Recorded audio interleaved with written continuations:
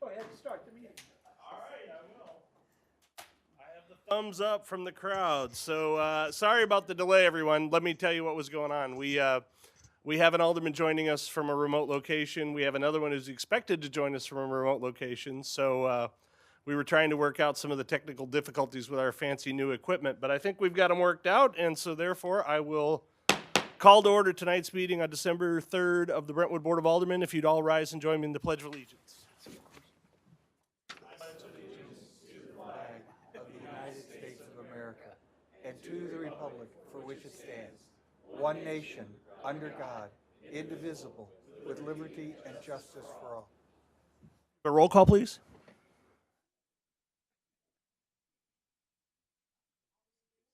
Here. Alderman Kramer. Alderman Leahy. Here. Alderman Lockmiller. Here. Alderwoman O'Neill. Alderman Plufka. Here. Alderwoman Sims. Here. Alderman Weggie. Here. Dave, we're going to ask you to blink once for yes and twice for no until we get the audio working, all right? All right, so it sounds like we got a quorum one way or the other. Item 4 on the agenda is the approval of tonight's agenda. Are there any changes or amendments to this evening's agenda? Alderman Leahy. Your Honor, if I may, because I have guests here this evening, I would like to introduce the second-year Weeblo Den 2 from Cub Pack 316 over at Hudson School, sponsored by the Hudson School PTO. The boys are working on their Arrow of Light badge, which is the highest rank for the Cub Scouts to work with, and they're working on the citizenship. So they visited with me just before the meeting this evening to work with. They're going to sit in for a little bit, and then they have other assignments tonight that have to get done. But I wanted to recognize them and thank them for coming up to the City Hall. Thank you. Gentlemen, welcome. Hopefully you'll get some good stuff here, and it looks like you're going to be standing in, unfortunately, but there'll be some seats clear out here in a little bit, I have a feeling, so hang with us. Mr. Thank you, Chairman, Your Honor. Oh, Alderman Dimmitt. on the consent agenda, do you want to take that up now? Any Yeah, items taken sure, if off? there's anything you want to remove. Okay, I would like to remove items 10C and 10E. No, not 10C and where is the, oh, never mind, that's the only one. Just All right, 10C. item 10C. All right, does anybody have any objection to that? I certainly don't. Very good. But So, if you've updated your Yeah. board docs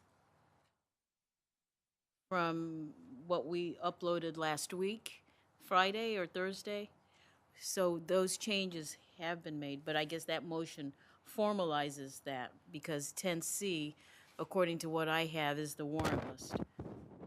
Unless, maybe that's what we're removing. That's correct. Oh, that's what we're yeah, removing? yeah. Oh, Yeah, yeah. okay. Okay, very good. Any other changes to the agenda? Okay, seeing none, is there any objection to approval of the agenda by acclamation? And seeing no objection, it will be so approved. All right, item number 5 on tonight's agenda, we have some presentations.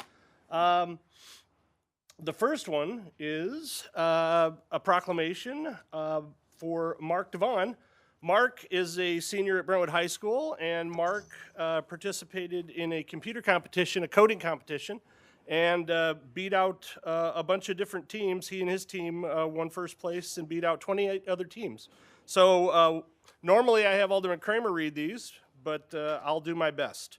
In recognition of Mark Devon, whereas Mark Devon is a senior at Brentwood High School and attends South Tech High School for Computer Programming and Web Design, he is a member of Skills USA and Future Business Leaders of America at South Tech.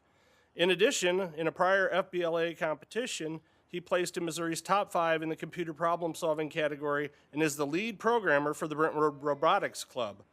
And whereas, in his spare time, Mark works in sound design for Brentwood's theater program, participating in the Boy Scouts of America, and volunteering for Archon, the Midwest's premier science fiction convention.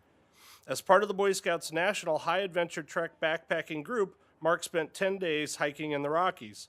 And whereas Mark earned first place for web design at the National Leadership and Skills Conference while competing against 28 teams, he and his fellow students spent an 8-hour day creating a website to the specifications provided in the morning with no pre-planning allowed. And whereas Mark has been accepted to Northwest Missouri State University for the fall of 2019, where he has earned the Academic Excellence Scholarships and the Missouri Bright Flight Scholarship. Mark earned a 34 on his ACT. He plans to major in computer science with a specialty in programming and data management and possibly cybersecurity. And whereas, through active participation in the Brentwood High School activities and serving as an outstanding leadership example to youth in our community, and through his personal character, has shown himself to be an asset to our Brentwood community, now therefore I, Mayor Chris Thornton, by the authority vested in me as the mayor of the city of Brentwood, and on behalf of our Board of Aldermen and the city of Brentwood, do hereby congratulate Mark Devon. Bring him forward.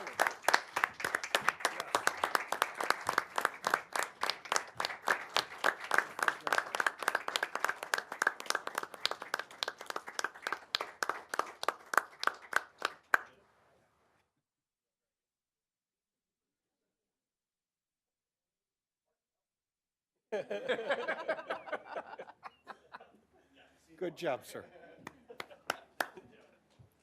Very good. And Mark, just so you know, Alderman Wege is the head honcho of cool technology at Boeing. And so, you know, when you No get nerdy birds, that's what I like to say. when you get close to the end of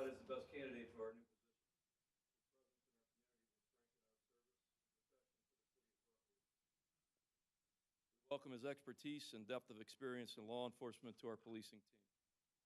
Mom was born in Maryland and moved to the St. Louis area when he was a child. From the time they were young children, he and his brother Ori were destined to serve their communities in uniform. Ori has been a police officer in St. Louis for 13 years.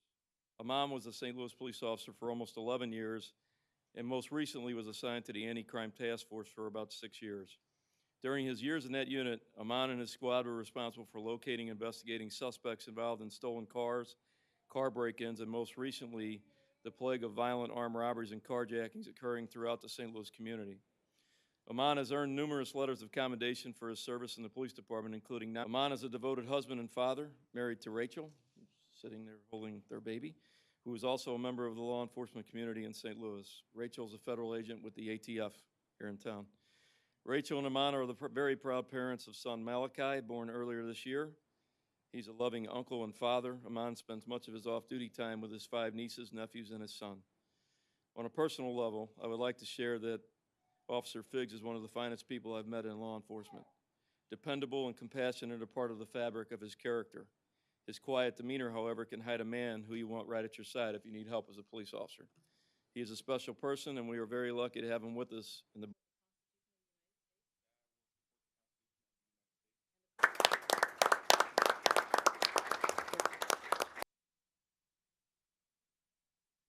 All right.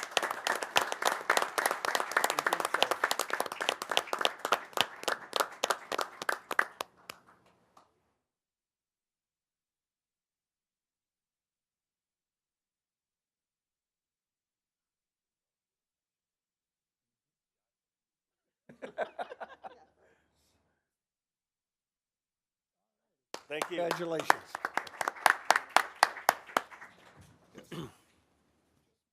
All right, and our third presentation tonight is from the Brentwood Bound Community Task Force.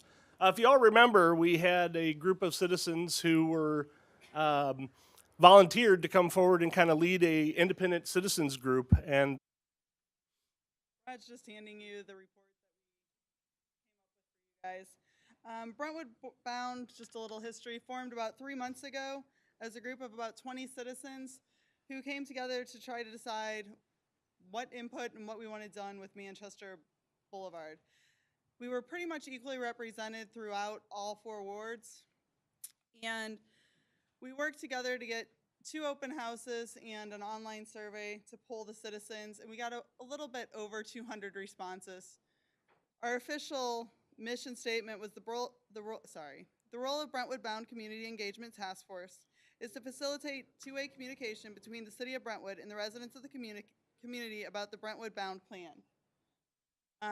We compiled all of the results from both the open houses and the online survey, and Brad is going to talk a little bit about those.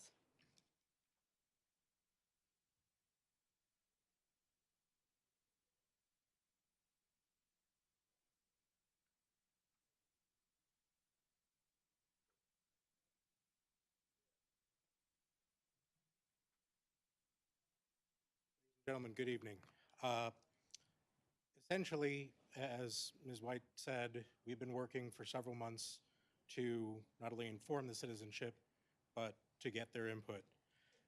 And the Greenways project, that's part of the Brentwood Bound sort of umbrella. There were, of course, concerns, but we characterized them primarily as implementation issues rather than concept issues. People were concerned about what kind of development would take place in the reclaimed area and along the north side of Manchester Road. They were concerned with the speed of the project and making sure that we finish what we start. They were concerned with transparency and continued flow of information. And they were also concerned with the implementation of the green spaces, both in terms of how many, what type, and what sort of facilities were involved. You can see the executive summary of our conclusions on page 6. We've also included all of the written responses, both the in-person ones collected at the open houses, as well as the online responses in Appendix 1. So you can get at least a little bit of a flavor of what we were working with, although we also included what I'll call the oral responses. We went out into our neighborhoods, talked to the people who we normally talk to, asked them what they thought. And it basically fell within the same lines as the official responses. You'll see on page 7 our actual formal recommendations. First, to continue plans to implement the Brentwood Bound proposal to overcome flooding and public safety challenges in this area of Brentwood. Include green spaces in the improvement plans, especially those that will enhance walkability and pedestrian safety. Focus on securing non-chain restaurants and small retail businesses as part of future development plans. Further communicate information about any traffic studies and assessments that have been or will be completed. Continue to involve the community in and communicate transparently about the implementation of the Brentwood Bound Plan, and immediately pursue and implement all financial options and resources required to fully complete the Brentwood Bound Plan, including the possibilities of grants, sales tax, and other financing. As I said, Appendix 1 has the full breadth of commentary, but I believe that this represents the basics of our findings. If you have any immediate questions, obviously, you need time to digest. The task force, as part of their efforts, has essentially said we will continue to serve as this kind of go-between. If you have additional questions after you've digested the report, please let us know. We're happy to try and address them. If you have any questions now, I'm pleased to attempt to address them. Alderman Weggie. So you said there was a concern about the speed of the project. Does that mean like not getting it done quickly enough? Is that the concern that people had? I would say it's a combination of not getting it done quickly enough, as well as ensuring, because this has sort of been phased as partially separate projects, to make sure that once we start, we don't stop. So there was, as part of the excitement, I guess, a desire to get it done as quickly as possible. A lot of people think 22, 23 is a little far off. Right. Obviously, with major infrastructure projects, it's Those are not actually people who operate bulldozers, I take it. it's frighteningly fast in some ways. Any other initial questions?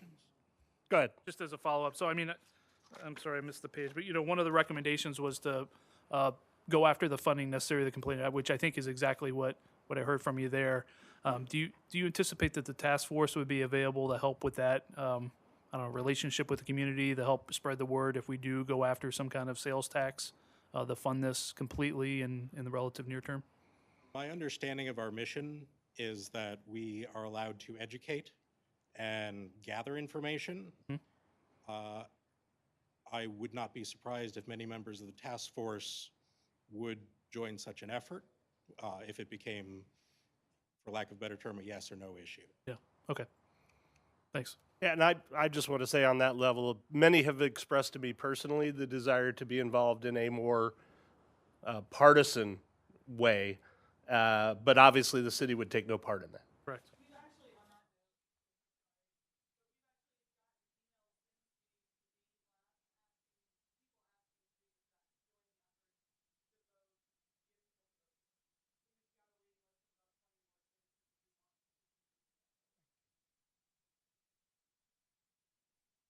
Any other questions for Mr. Schneider?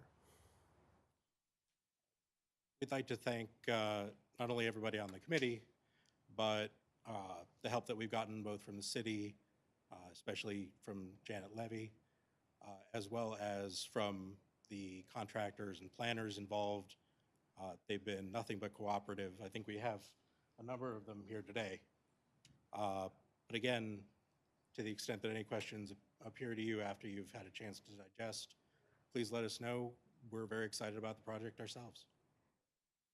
Thank you very much. Yeah, I just want to say thanks to Janet and Brad and Mary and Stu, who couldn't be with us tonight. They did a really bang-up job. The whole group did a bang-up job, but they were really leading it. And I think the materials they presented here tonight, the materials that were presented at the open houses, first rate across the board. And I really want to thank them for all the hard work that I know went into it. So thank you. Let's see. Items number 6 on the agenda is public hearings. Tonight, we are going to be talking about the budget for the first time for the fiscal year of 2019. And so we are required to have a public hearing. And this is the public hearing on the Brentwood budget. So I'm going to gavel in the public hearing. Anyone who would care to come forward and address the Board of Aldermen regarding the 2019 budget, please come forward. And if you would, just state your name and address for the record and let us know what your thoughts are.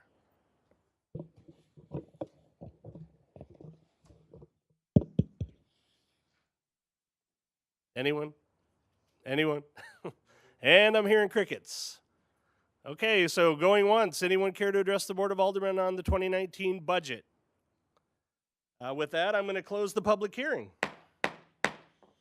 The second public hearing we're having this evening is a public hearing on a conditional use permit and site plan review to expand the CUP for the installation of side-by-side drive-through lanes and modifications to exterior elevations and other site improvements on project zone plan development in the overlay district located at 1605 South Hanley Road. And if I'm not mistaken, is this Lion's Choice? Yeah, this is the Lion's Choice. So they've submitted a plan. That plan is part of the materials that have been made available publicly. So I'm going to go ahead and gavel in that public hearing. If there's anyone who would like to address the Board of Aldermen regarding the site plan review and conditional use permit for 1605 South Hanley Road, please step forward. And if you'd state your name and address for the record, let the Board of Aldermen know your thoughts on that subject. And again, the crickets. Going once, going twice. Public hearing on that item is closed. Well, in keeping with the spirit of things, we have item number 7 on the agenda, citizen comments. If anyone in the chamber would care to address the Board of Aldermen on any subject of your choosing, if you would step forward and you'll be given at least 3 minutes to do so, I would ask that you just state your name and address for the record. And I see Mr. West has joined us. Mayor Thornton and Board of Aldermen.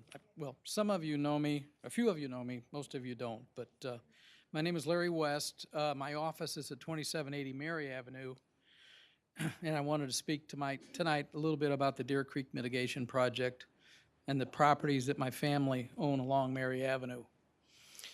In 1960, my parents purchased the property in Brentwood on Mary Avenue to build a office and shop to run their small construction company. West Contracting and the West family have enjoyed being a part of the Brentwood community for the last 58 years. I'm now in negotiations with the city to sell all of the parcels on Mary Avenue for the Deer Creek mitigation project. These negotiations are under the threat of condemnation and the use of eminent domain if we cannot reach an agreement. It is my understanding that later this evening, you may be reviewing my proposed offer. I believe that it is a fair and reasonable offer to both parties, or for both parties. Included in the price on 6 of the properties is a heritage value that by state law I am entitled to since the properties have been in the family for over 50 years. I have searched for over a year to find a new home for my business. It has been difficult to find anything that compares to what I have on Mary Avenue, which includes an office, shop, and outside storage for my construction equipment. In fact, the only properties that found that were even close were also in floodplains in Valley Park and Fenton. Ultimately, the place I finally found was in Eureka, but it's going to take me about a year to develop the site and build the building. So I'm asking that if we come to an agreement, I would like to be able to stay at the present location until the end of 2019, 12 months from now, so that I don't have to relocate twice in a year. The cost for relocating and the construction of the new building will be much greater than what I will be receiving for the parcels that I currently use on Mary Avenue and Mary and Bompard Avenues. The heritage value will help pay for the only a portion of the additional expense. This is not an ideal arrangement for my family or our business, and we would prefer to stay in Brentwood. However, the writing is on the wall, and I've seen many signs along Manchester, so I know it's coming. So that's all I had to say. I just want to thank you for your consideration. Thank you, Mr. West. Okay. Anyone else care to come forward and address the board? Okay, do we have anyone on the Board of Aldermen who'd care to make any response? Okay, seeing none. Item number 8 on the agenda is the mayor and the Board of Aldermen reports. Under 8A, my report, I don't have a lot to say this evening except that, and this is mostly for the Board of Aldermen, I apologize. I have been working for the past 3 or 4 weeks on a fairly comprehensive analysis of tax issues related to the Brentwood Bound project. And I am giving myself a deadline of this week to complete that analysis. And what I would like to do, or my intent is to get with you in small groups to present that information and have you all get a chance to digest it, and then present any questions that you might have, and so on and so forth. And with the ultimate intent being to present that to the general public at a meeting, at our first meeting in January. So if you would, just give some consideration. I'm going to be sending out some invitations, and most likely those meetings, due to my schedule, will have to occur during the day, or if it's more convenient, late at night or later at night, after my Uber driving duties are finished for the Thornton children. My Uber shift generally runs from about 2 until about 8, so it'll be after that time. But anyway, I think that you will find the information very valuable, very useful, and my intent is not to convince you of any one particular course of action, but rather to provide you a complete and accurate data set with respect to all things tax related, so that we can make good decisions about how we're going to manage things going forward. So that's my report. Alderman Dimmitt.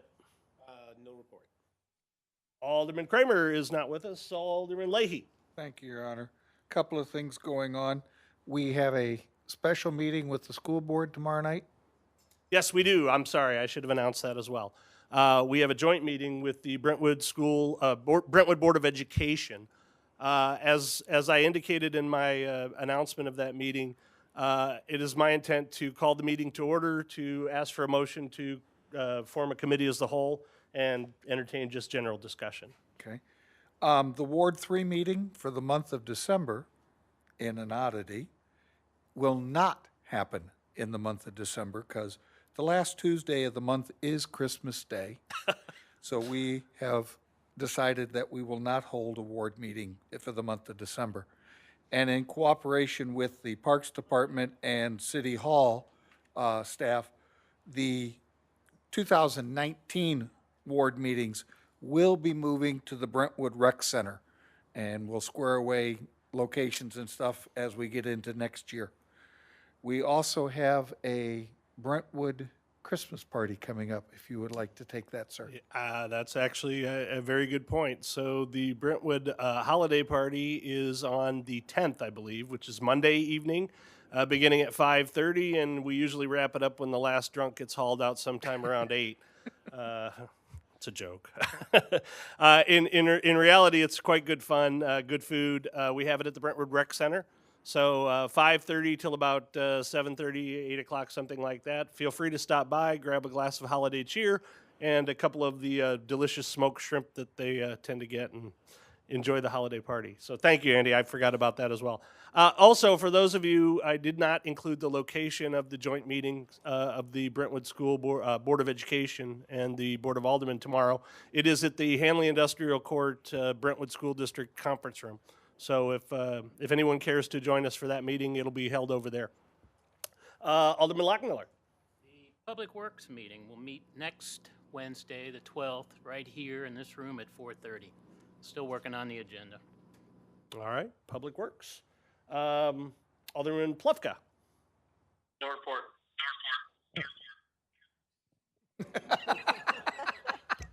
We had a really nice technical echo here. That was beautiful. Alderwoman O'Neill. Yes, thank you. Ward 4 will not meet for the same reasons that the other ward is not meeting, but we will meet in January in the Brentwood Forest Clubhouse. All right. Alderwoman Sims. No report. And Alderman Weggie. No report. All right, very good. Number 9 on the agenda is City Administrator's Report. Brentwood-bound City Administrator update. I think Craig is going to stand in for Bola on this one. So, Mr. Schluter. Good evening. Craig Schluter with Navigate Building Solutions. I'll be presenting the City Administrator update for tonight for the Brentwood-bound expenses going up until December 3rd's warrant list. The investment costs, recent investment costs include a $50,000 deposit for 8303 and 8304 Manchester Road. That brings the total to date to $757,270. For those of you following at home, those are the Serco properties. 2 of the 3. Yeah, 2 of the 3. Correct. The ones that don't front Manchester Road. Correct. Go ahead. Sorry, Craig. No, all good. Recent direct project costs include the flood mitigation design and engineering, research and reporting on existing businesses' sales tax payments within the project area, and the MPAC zoning and development design support. Total spent to date is $1,431,512.37. And lastly, recent indirect or sunk costs include property surveys, legal costs for property acquisitions, Brentwood-bound marketing materials and marketing media for information and educational purposes, and project management costs. Total spent to date is $854,137.52.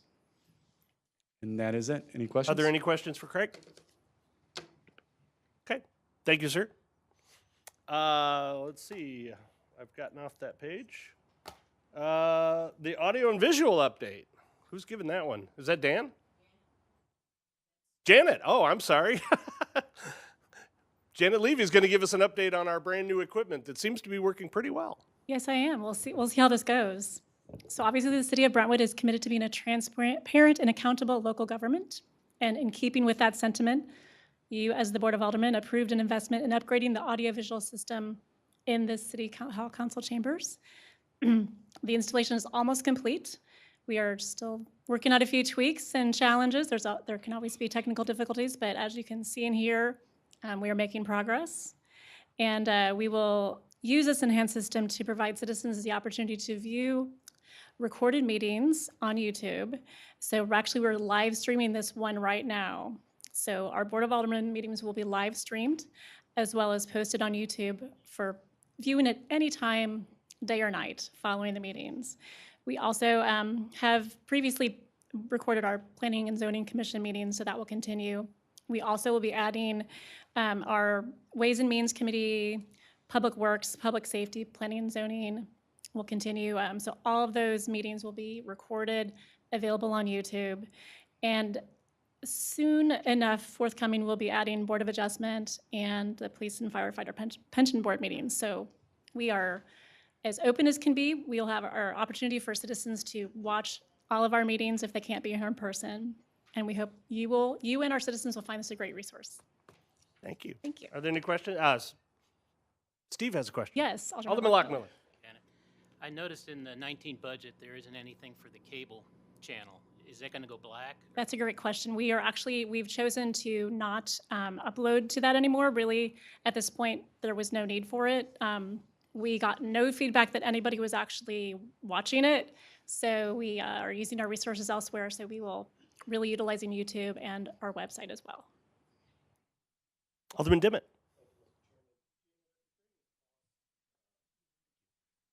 Is there any cost for uploading these videos to YouTube? No, Thank you. Are we setting records at least for hits? for now. Okay. One never knows. So I just want to thank you, Janet. I want to say on that, I got to say, I really, this is one thing that I was very keen to do right when I got elected was, it's great that people can watch the meetings after they happen, but it's also great, I think it's great that people can watch them while they happen. And I think, there's so much of the details and stuff that get done at the committee level that I think it's really important that people be able to watch those meetings as well. And get, as much information. Look, it's one of those things where if we can do it in a cost-effective way, I think it only helps. And I'm really excited about the possibility that with the live streaming, once we get the bugs worked out, that we may even be able to open up citizen comment to tweets and things of that nature while the meeting is going on. I know that's something that Richmond Heights does and some other people. And obviously there's some things to be worked out in terms of, making sure we're not dealing with inappropriate material and so forth, but really, honestly, look, that's the way the world works nowadays, and I think it's great that we are getting ourselves in position to participate that way. I think if somebody can watch the meeting at home and ask a serious question over the internet, why not do that? Why not give citizens the opportunity to do that? And just because they have a sleeping 3-year-old upstairs, they can't come to the meeting. That gives them a really viable way to participate. So I think it's nothing but good for us and for our citizens. And congratulations, Janet and Bola. Great job getting that one done. Okay, we have the consent agenda. So on the consent agenda this evening, we have a liquor license for Bed Bath & Beyond. We have a resolution authorizing the mayor to enter into an agreement between the city of Brentwood and the school district. And if I'm not mistaken, that's with respect to the SRO and the crossing guard. Sorry? Oh, just the crossing guard. Yeah, we've already done the SRO. Yeah. So the crossing guard and, Alderman Leahy. Your Honor, also have a crossing walk on item 10F for Sonora and McKnight Road. Pending with what's going on with the Board of Aldermen and the City of Ladue, that we should kind of table that one until we get through that joint study, if we even go that way? To be honest with you, I don't know what the specifics are on that one. I'm sorry, Alderman Plufka. Yeah, we can't hear you, though. Can you hear us?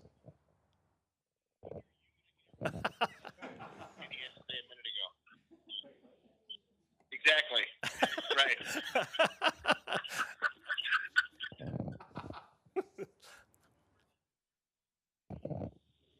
Mic wasn't on. I apologize. I turned my button off and forgot to turn it back on. Okay, so let me try to summarize his comments. There was something. The paraphrasing would be this: is he believes that item 10F is not ripe to be taken up due to the fact that we're still dealing with the issues that'll be addressed in the resolution. So I'm going to take that as a request to remove it from the consent agenda. Does anybody have any objection to removing this item from the consent agenda, and then we could take it up and deal with it as we may? Thank you, Your Honor. Okay. All right, so that will be removed. Item 10F will be removed from the consent agenda. We'll take it up under new business. That'll be 12. God, what are we on? 12E. Yes. All right, so, and then we have a Republic Services Temporary Recycling Service Agreement as well on the consent agenda. So, is there any discussion of the consent agenda? Oh, well, I would ask for a motion to approve the consent agenda as amended. Yeah. Just for clarification, so C has been removed, right? Because on board docs, I'm still seeing it there. Yes, C has been removed. So the warrant list is off? Yes. Okay. E has been removed. No, sorry. F. C and F have been removed. Okay. So the warrant list I would ask for a motion to approve 10A, B, D, E, and G. So moved. Second.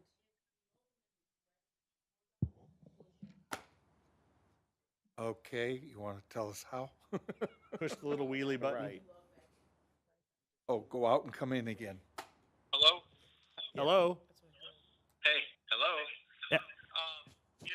If we're going to remove item F from the consent agenda, why don't we have to remove item E as well? That was the reason for Alderman Leahy's concern. Actually, E was removed for earlier by me for reasons that I'll explain when we get to new business. Still on. Oh, can you refresh your page? Yes. Hit the circle thing. Okay, so it's one of those never mind moments. Yeah, well, Thank you very yeah, much. that's like I said, I'll explain when we get to it. I took it off myself earlier today, but I'll explain when we get there. I apologize. No, not at all. Not at all. We're good at technology. Hey, it's going to take us a while to, we're going to get there though. I'm sure of it. All right. So I did have a motion to confirm the consent agenda as A, B, C.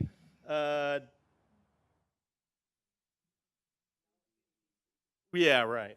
The consent agenda as amended. Second. All right. It's been moved and seconded. Is there any discussion? I'm not there yet. Is there any discussion from the people who are there yet? There we go. Okay. Alderwoman O'Neill. I'm a bit confused. Are we keeping? Well, yeah, so now that we're up to date, right? So It let has me do renumbered this it. quickly again, right? So let me do this quickly one last time. The consent agenda now consists of standing committee reports, minute approval, liquor license for Bed Bath & Beyond, Resolution 1120, and Republic Services temporary agreement. Yeah, well, He numbered itself, It so- was his D, but we didn't have his D. He was looking at an old version. So, Thank you. so is everybody clear that the motion is to approve those items that I just mentioned? All right, very good. Yeah, we're okay. I was distracting Shelley. Okay. I'm Thanks for your help. observing that as items are removed and become re-identified, these discussions Yes. not only become confusing, but the minutes and the records become indecipherable. And we need to find a better way to A manage. common technical problem, I assure you. But I understand. I Yeah. just, no, but yeah. When you delete Oh, something yeah, from a no, I database, bet it's- typically what you do in a database is make it inactive, not delete it, for that exact reason. But perhaps they'll include that in some future out. Anyway, very good. As long as the board is clear on what they're approving, I'm prepared to move forward with a vote. Yes? Yes. All right, so roll call, please. Yes. Yes. Alderman Lockmiller, Yes. Alderwoman O'Neill, Alderman Plufka, Yes. Alderwoman Sims, Yes. Alderman Waggy, Yes. and Alderman Kramer is absent. All right, very good. I count a unanimous approval of the consent agenda as amended. Item number 11 on the agenda is old business. Tonight we have one bill for a second reading. It's bill number 6226. And Mr. City Attorney, I would ask for the second reading by title only, please. Bill number 6226, second reading and consideration for adoption, an ordinance authorizing and approving the recycling processing services agreement between the City of Brentwood and Republic Services Environmental LLC. All right, thank you. Your Honor, I'll make the motion to perfect Bill 6226 into ordinance form, please. Second. It's been moved and seconded that bill number 6226 be perfected into ordinance form. Is there any discussion on the bill? Okay, seeing none, I'll ask for a roll call.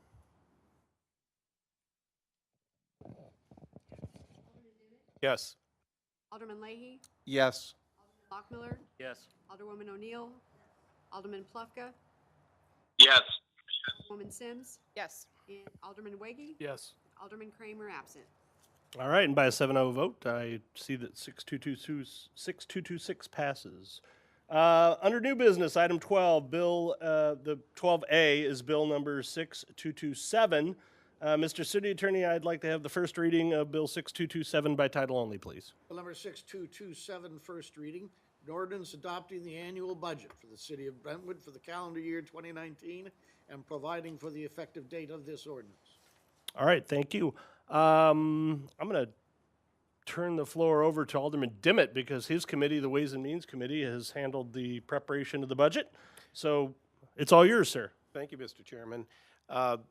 This is my third year chairing this committee and dealing with the budget, and this was the latest that we have received the budget in the calendar year. But I will tell you, it was also probably about as close to being done as we could have asked for. I think the staff has done a phenomenal job in getting this together. There's a lot of challenges every year trying to put these things together, and I want to commend all of them, all the department heads, and everybody that was involved in putting this together and getting it to us in such a final form. I'm going to go over just a couple of the highlights that you might not have realized by looking at the budget. One was as you will remember, the Board of Aldermen approved the $43 million in the certificates of participation in May of this year. And on page 17 of the budget, the annual debt service is $2.798 million when we thought it was going to be $3.2 million. So that's, we're not having to spend as much as we thought we were going to have to spend to service that $43 million, which is great when we're trying to figure out how to pay for this. The other good news that I saw is we are projecting a 1.7% increase in general fund revenue. As some of you might recall, in years past, we had an issue with sales tax revenue. Number one, not hitting our projection, and number two, actually being less than the prior year.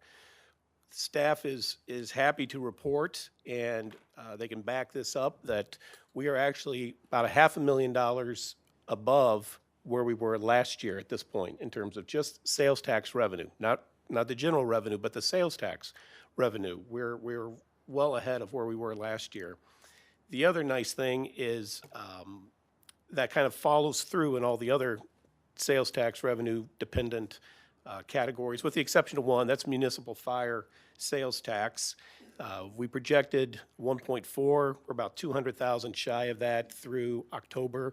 We're not going to hit that 1.4 million, but we might be 100,000, 150,000 short of that. And the other thing to keep in mind compared to last year is that we didn't have the Prop P money, and we do have that coming in. And right now, or through the month of October, I think it was like $380,000. And so we're right on projecting the $440,000, $450,000. So the revenue side looks great. We look very strong. The expenditures, there really isn't anything that jumped out at the committee.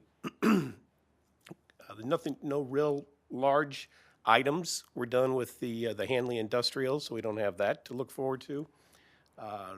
There is a request for Hanley Park Sports Corridor project to the tune of $350,000. That is something this board might want to look at, ask some questions. But that is part of the parks master project. And we're done with the streets for the most part. We're not going to be allocating $900,000 or thereabouts to finish the mill and overlay of the residential streets. We are allocating about $73,000 for a few streets that still need to be done. But we are still, again, budgeting $100,000 for sidewalk repair, as it's a continuing matter. And that brings us finally to the sewer lateral, which all of you know about. The budget does reflect the decrease in the revenue. In the years past, we were bringing in about $193,000. That is down by about $50,000, the projection, because of the change to the Brentwood Forest collection. And that's the report. All right, thank you. Are there any questions for Alderman Dimmitt? Or anybody else, for that matter? Okay, seeing none. Madam City Administrator, do you have anything you'd like to add, or the budget's your baby too? I know that. So We have presented for your consideration a balanced budget, which we are supposed to by state statute. I want to thank Karen Shaw, who's sitting right next to me, the finance director. She put in a lot of countless hours, sleepless nights, to bring this before you. And also, I owe a lot of thanks to department directors, all who are seated in the audience. We met and then met and then met. We even had some of them come in on their days off. Dan, thank you. And we got to know Grant a little bit more. So thank you to the Chair of Ways and Means and the members of the committee.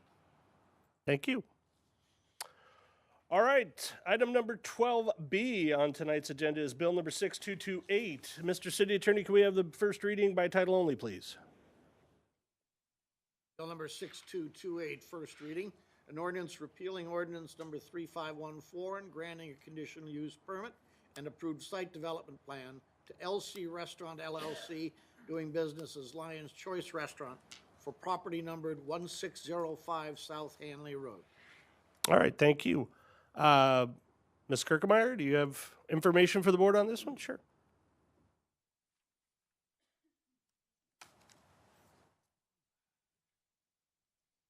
So, as was noted in the earlier public hearing this evening, the city had received a petition from LC Real Estate LLC, which is the owner of Lion's Choice Restaurant at 1605 South Hanley Road. We received a petition to amend a conditional use permit that was actually approved back in 1996 by the Board of Aldermen, and that established the restaurant being able to operate in the drive-through facility for that restaurant. Lion's Choice has a big plan for big improvements. They're reinvesting in the store. As you maybe have gone past other Lion's Choice locations, you can tell what their new rebranding is, and the elevations were included in your packets. But also, one of the things that they wanted to work on was to try to establish a dual drive-through lane here at this property. And after a few meetings and with engineers, there was a proposal that seemed to work. It's been checked out or vetted, both the parking situation as well as the double drive-through lanes, by the city's traffic engineer, Crawford Bunty Brandmeier.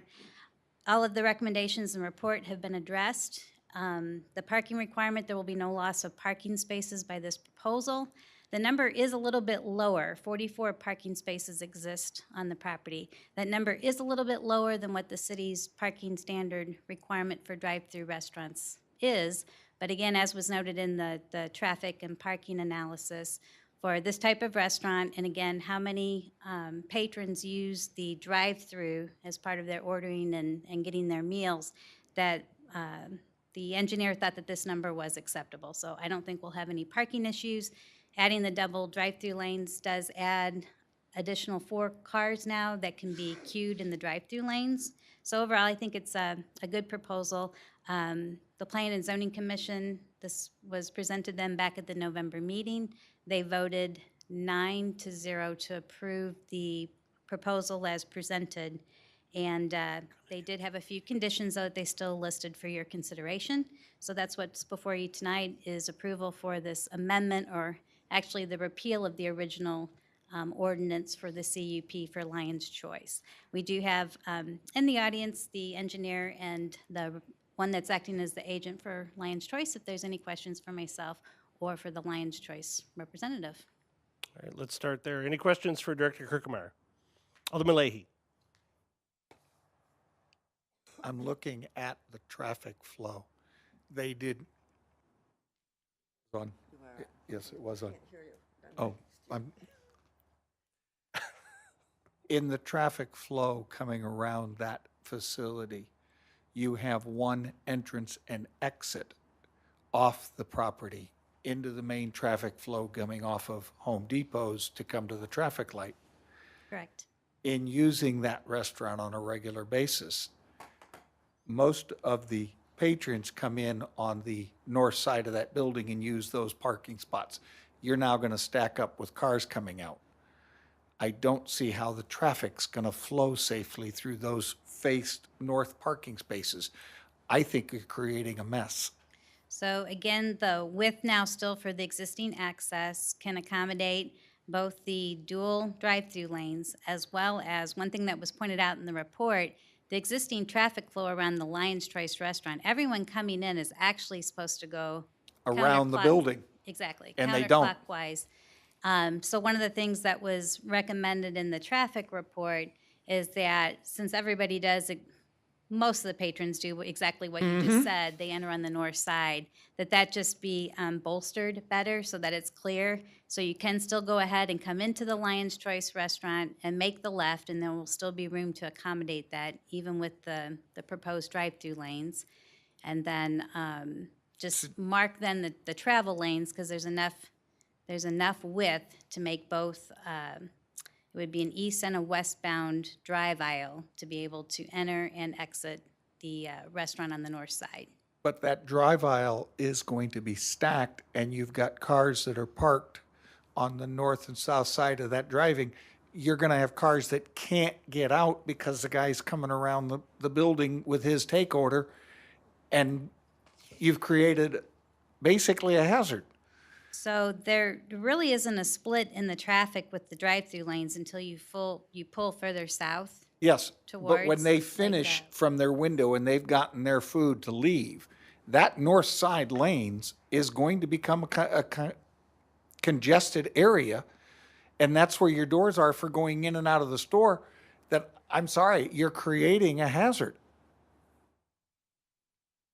So the site plan that was on sheet 4.0 I was went what through was it. reviewed. And in addition to that as well, they were also required, based on the recommendations in the traffic report, to do a turning analysis all on the site, and so that overlay was done. So I don't know how to And counter necessarily I your think your concern response or is the your- traffic engineers disagree.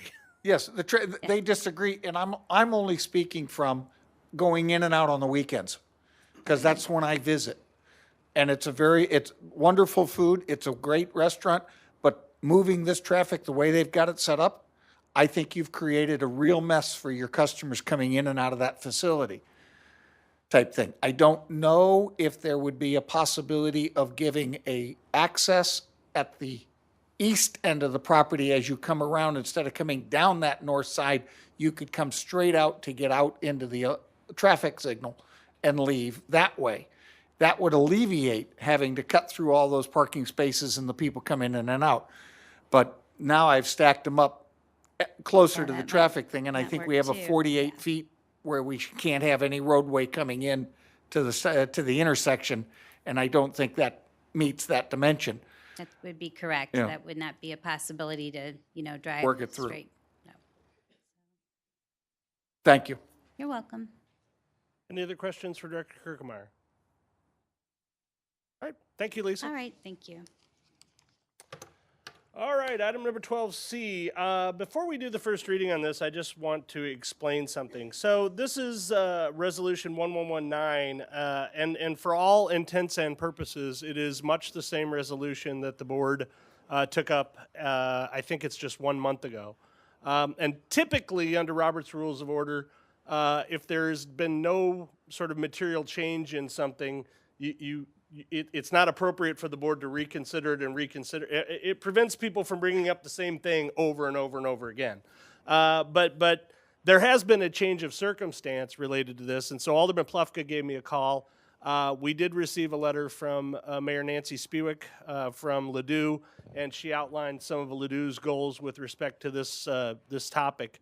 And so, given that change in circumstance, I thought it was appropriate that the board be given an opportunity to consider it again. But before we do the first reading, what I'd like to do is just double check, since the board has already, like I said, for all intents and purposes, considered this issue. I just want to make sure that there is no objection to the board taking this item up again. Okay, seeing none, very good. Mr. City Attorney, could we have the first reading of resolution number, oh, we don't need a first reading, it's a resolution. Yep. Yeah, so you want to give us the title of 1119? Resolution 1119. A resolution, a resolution approving the McKnight Road joint traffic study between the city of Ladue and the city of Brentwood. Very good, I'll ask for a motion to adopt resolution 119 to get things started. All right, it's been moved and seconded that the board adopt resolution 1119. And Mr. Alderman Plofka, since this is your baby, I will recognize you to take the floor first. Mr. Mayor, can you hear me? Yes. I did undergo a change of thinking about this resolution brought about by the letter from the mayor of Ladue, which we got just before the public safety meeting about a week and a half ago.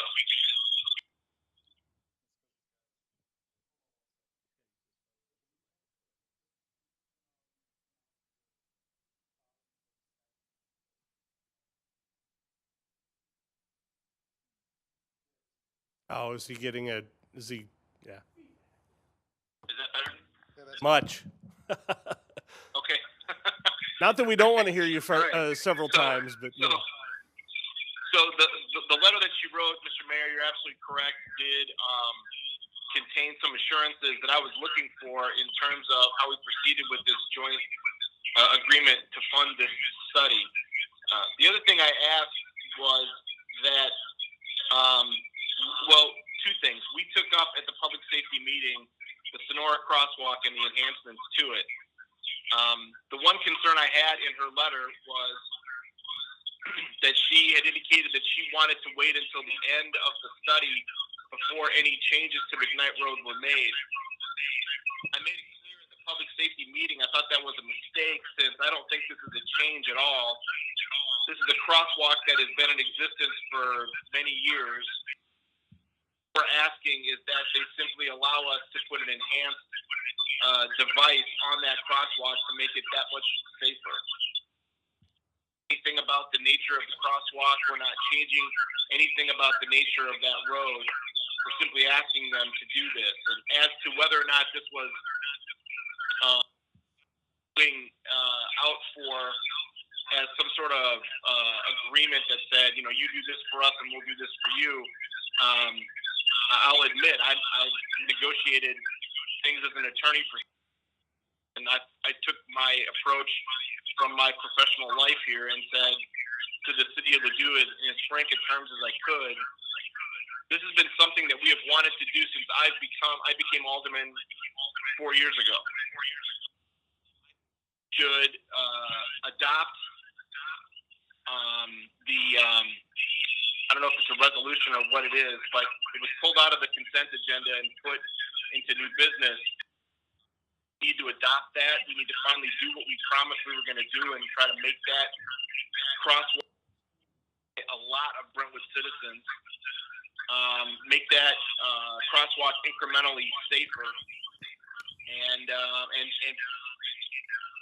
I thought that our efforts at putting this back on the agenda and my public comments at the public safety meeting would be enough to inspire the city of Ladue to at least agree to allow us to place the enhanced signage on their side of McKnight Road. And I don't know from our city administrator whether she has any update on whether they are inclined to want to do that or not. But I'd be curious to know if any conversations have taken place to this point. There has been no further conversation. I'm waiting for board direction before I approach the city of Ladue. Alderman Leahy. Thank you, Your Honor. Reading from the mayor's letter from Ladue, her 3 points that she's stressing is, the first one is improve the access of the residents along the corridor. And she cites the numbers 173 for the city of Brentwood and 160 for the homes in Ladue. But point number 3 is to decrease the delays of the residents that utilize the corridor. I'm sorry, but based on her own letter, I'm still leery that we're spending $9,000-$10,000 to share in a study where we're hoping to put in a better crosswalk from Sonora to get over to Tilly's Park, and the city of Ladue is looking to make that corridor move freely to work with. The two are at opposite ends. I don't think that the city of Ladue will agree with the city of Brentwood to put in a crosswalk on the west side of the street. So we're going to fund a study that's going to tell them that by putting that in there, we've defeated purpose number 3 of getting delays out of that corridor. I think instead of doing a traffic study, the city of Brentwood should have a direct communication with Ladue saying, this is what we want to do with this crosswalk. Will you join us? And get a yes or no answer. Well, I think it's a simple enough question instead of spending $10,000 with a hope that we might get there. Let me respond to that one, and again, not by way of taking part in the debate, but just by offering information to the board. So, following before this letter was written, but following our previous discussion on this matter, Mayor Spewick had through her city administrator, actually their public works director, had asked for a meeting with Bola and I, and so we took that meeting and we spent probably 40 minutes on the phone with them discussing, kind of how to proceed from here. And I can tell you that my takeaway from that meeting, and again, this is just my impression, is not that she feels that the crosswalk is not something that she wants to do, but she did express that she wanted to take it up as part of a more comprehensive plan for the entire corridor. Now, I will admit that I'm as frustrated as David about, he and I ran and got elected at the same time, and you'd think something as simple as a crosswalk might be able to be accomplished in a few years. But sadly, it hasn't gone that way, and I don't know what all the reasons for that are. I'm sure David could probably talk about that at length. But here's the deal. I don't sense any lack of willingness to cooperate on her part or on the part of her public works director. What I sense is a desire to proceed in sort of a planned fashion, right? According to a bigger plan. And that, if it's being done in good faith, and I believe it is, then I think it sounds somewhat reasonable to me. So, but I will tell you that at no point did Mayor Spewick or the Director of Public Works from Ladue say that they would not do this. But I will say that we did not also put it to them as, hey, this is really important to Brentwood and we want to know if you'll do it right now. I think if we had done, the answer would be no. So that's the information I have. Alderman Dimmitt. Thank you, Mr. Chairman. I agree with Alderman Leahy. I have concerns that the city of Ladue would agree to allow us to modify the crosswalk sign that is on the west side of McKnight. My suggestion, I said it last month, I say it again tonight, let's just put it in the contract with Ladue. They want something from us. They want us to fund their traffic study. We want something from Ladue. We want them to give us access to the west side of McKnight to swap out the existing sign with a sign that is acceptable to Brentwood. Public Safety last week agreed to bring to this board a recommendation to do just that we would pay for the sign on the Ladue side, that we would be responsible for it, we would install it, we would maintain that sign. So if we really believe that Ladue is going to say, yeah, that's fine, go ahead and do it, why not put it in the contract, this intergovernmental agreement with Ladue, and say, paragraph 4, however the city attorney would phrase it, something along the lines that Ladue agrees that City of Brentwood has permission to change out the existing crosswalk sign that is on the west side of McKnight at its intersection with Sonora, that the City of Brentwood will pay for it, that the City of Brentwood is responsible for installing and maintaining it. That way, this is the only time we're going to have leverage with the City of Ladue. Once we agree to this and we pay them half this money for the traffic study, we lose all bargaining power. This is the only time that we can do this. And we've been trying for years to change that, to beef up that crosswalk, and the only reason it has not been beefed up is the City of Ladue. And I do not have faith that a letter from the mayor that is non-committal, that is non-binding, is going to get us there. My biggest concern is after we've paid for this, after it's all said and done, we then go back to Ladue with hat in hand saying, hey, would you now allow us to put that, to change out that crosswalk sign? Again, it's not install a new one, it's already there. We just want to swap it out, as public safety said, with one that has LED lights that brings a lot more attention to the pedestrians that want to cross. So my suggestion is that this board make a change, however we have to do it procedurally, whether it's the motion to amend the resolution or what, but to modify this contract and send it back to Ladue and see if they'll agree to that in the contract. Alderman Boyge. I would second that motion to essentially amend the Yeah, the I would contract, send it recommend back to the and board let's this, put it. if that's the way you want to move, I think what I would do is just direct the city attorney to include language to that effect into the intergovernmental agreement and let him kind of take it from there, if that would be acceptable. So I will take that as a motion to a motion to provide that direction? Amend the agreement, Yeah, to amend the agreement along those lines. be approved by the resolution. All right, so where does that leave us before Kathy starts? Motion and a second. So now we're going to take the discussion to the amendment of the agreement, that specific amendment to the agreement. So, All right. One thing that has never been brought up is whether we can put a sign on our side of McKnight with the flashing lights and not put the one on the west side.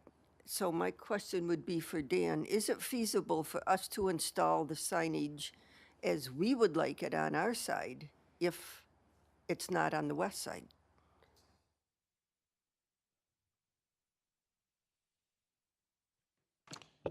To answer your question, I mean, it could be done, but it shouldn't be done in the sense that if you're over on the west side to safely cross, you would have no push button. The devices we looked at use radio telemetry, so when you push the button, not only does it send a signal to the device you're standing next to, it sends it across the street to the other device.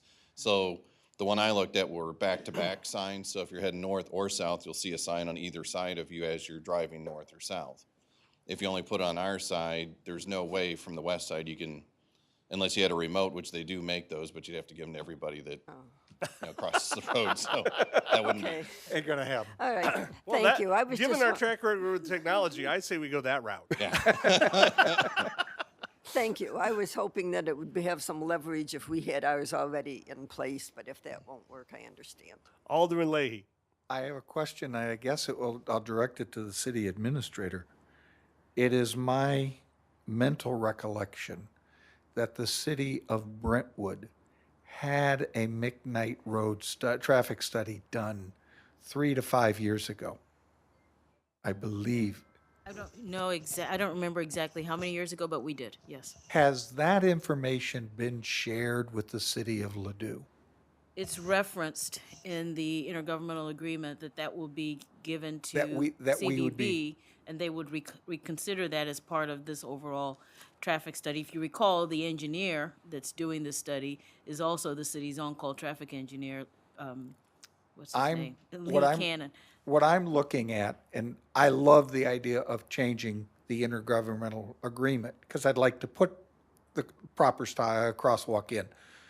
But I think we should also get that information to the city of Ladue so that they can see why we would love to have the crosswalk before we go pay $19,000 for another study. I think this information, I know it's old, but at the same token, has value to them and might help. I believe they've seen it. They've seen I it. can actually speak to that, David. Am I correct? I am quite certain that they were given a full copy of that study. Okay, thank you. We can't hear you again, but you're nodding your head, so I'm taking it that I'm not out of my rocker.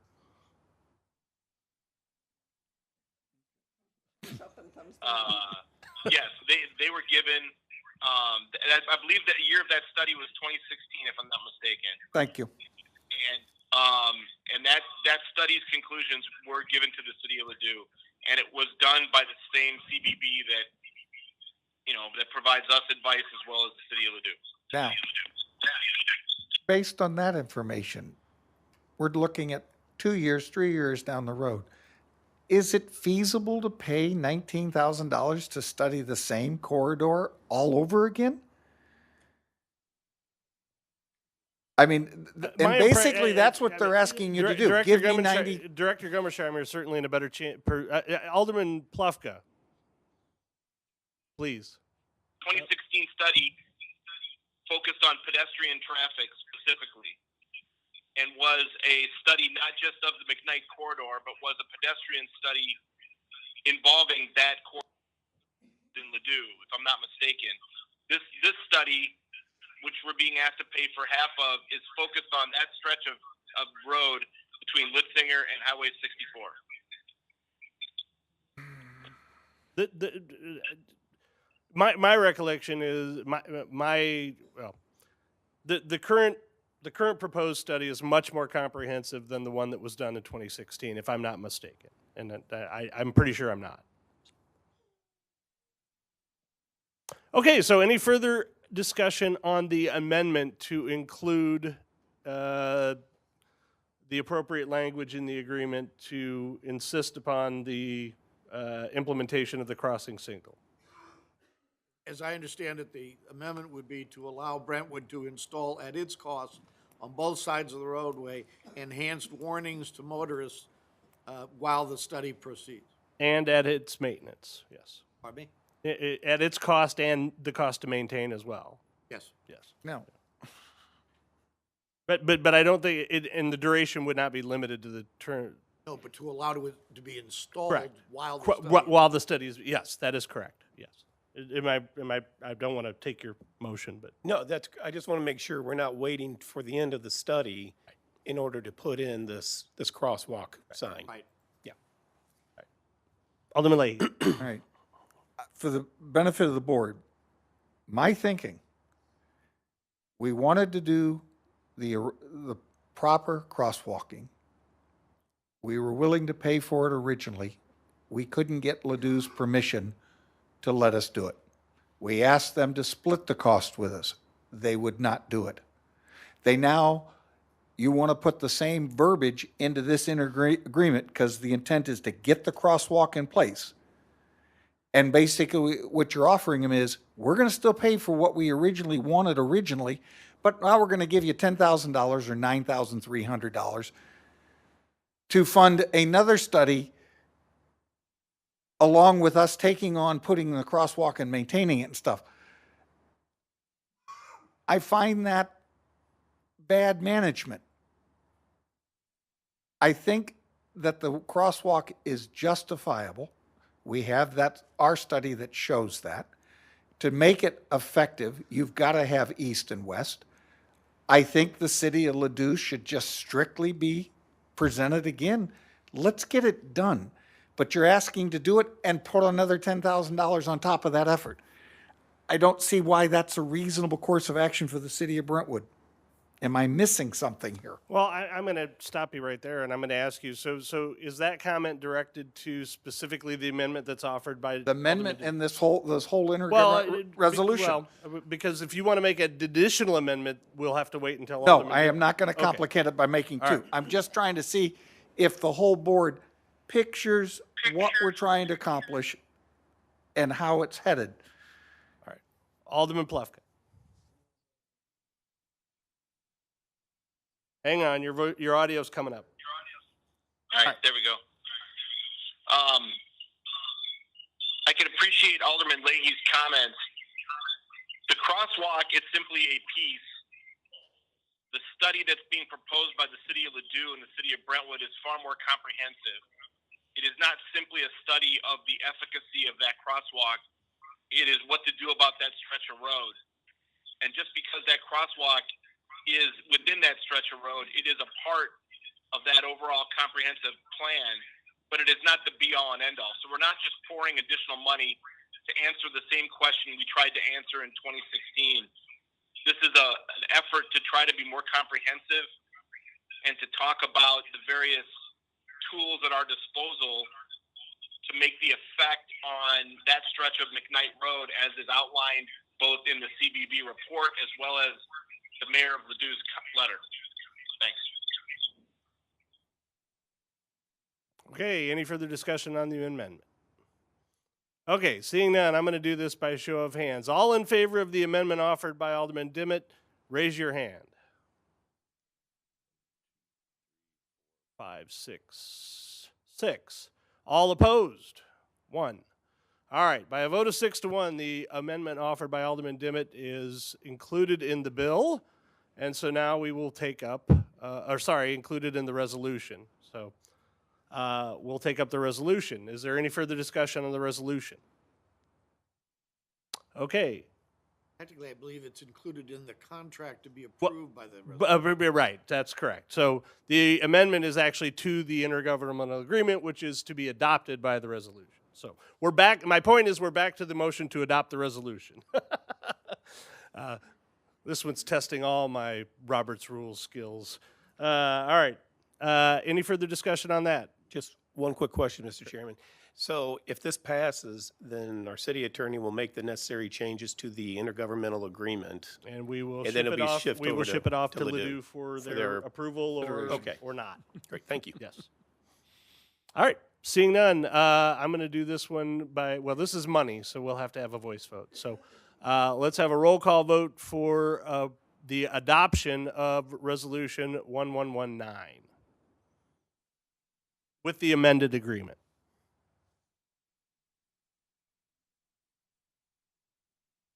Dimmitt, Yes. Alderman Leahy, No. Alderman Lockmiller, Yes.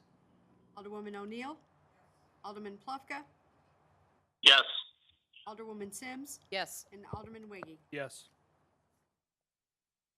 All right, I count the same vote on that. So the resolution's adopted, and city attorney will let us know when that's ready to go, and I'll sign it and send it over. Item 12D is the warrant list, and Alderman Dimmitt, this one's yours, so I will give you the floor. I guess first I will ask for a motion to approve the warrant list as submitted, and then we'll take up whatever whatever changes or whatever needs to be made. So could I get a motion to approve the warrant list as submitted? So moved.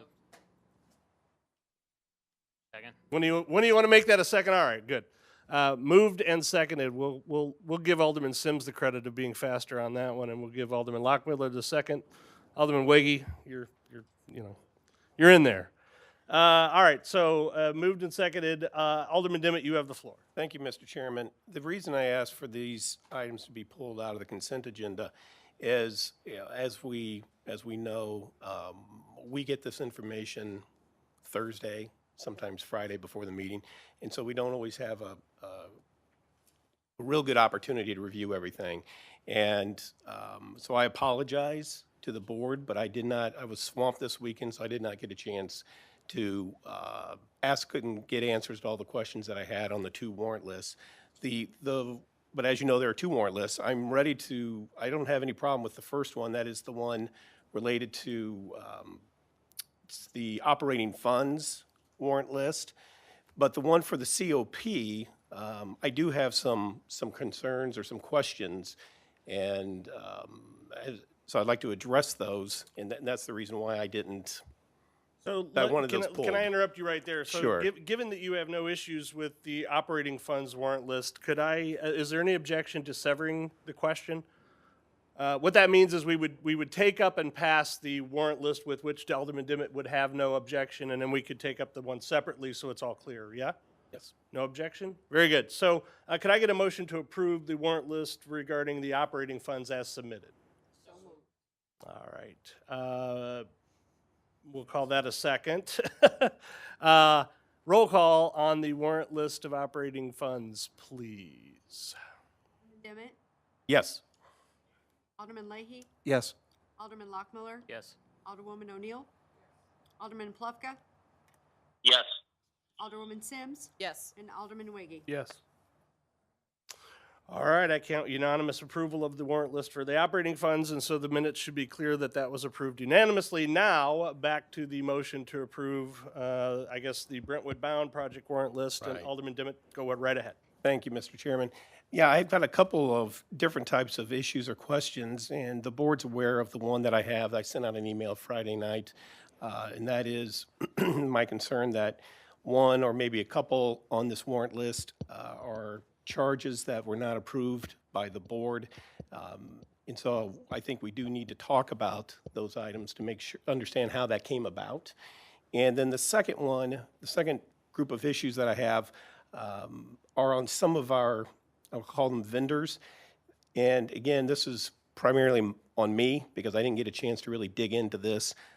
But it looks like we have just some of the entries on the warrant list. Looks like there's duplicate and maybe even triplicate charges. And I'm sure that's not the case, but without having the opportunity to sit down and talk to either Karen or Debola about that, I wanted to bring that to the board's attention as well. And for instance, on, let's just pull out Armstrong Teasdale. There is there's an invoice in the amount of $25,000 from Armstrong Teasdale for professional services through September 30th, 2018 for matter 12. On the last warrant list that we approved, we had also a bill from Armstrong Teasdale, which read professional services through September 30th, 2018. This invoice is for matter 12. So it's for the same time period, but they're two different amounts. So I'm concerned that, I doubt that it's a double billing on that, but I'm sure that it's some type of a typo on somebody's part, but I wanted to make sure that if in fact, what I don't think we should be doing is having vendors who are billing us twice or three times for the same time period. Give us one invoice and be done with it. And I hope that's not the case here, but the same things popped up on professional services through July 31st, 2018. On the warrant list in front of us, there are two invoices to be approved for Armstrong Teasdale. Both are professional services through July 31st, 2018.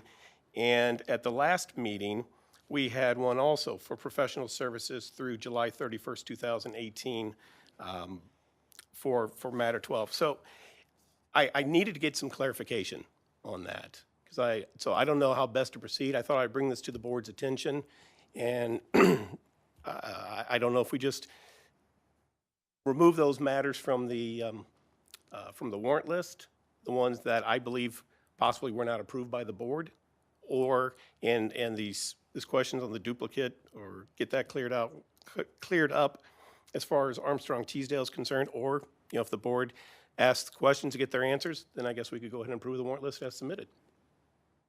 Okay. Alderman Lockmiller.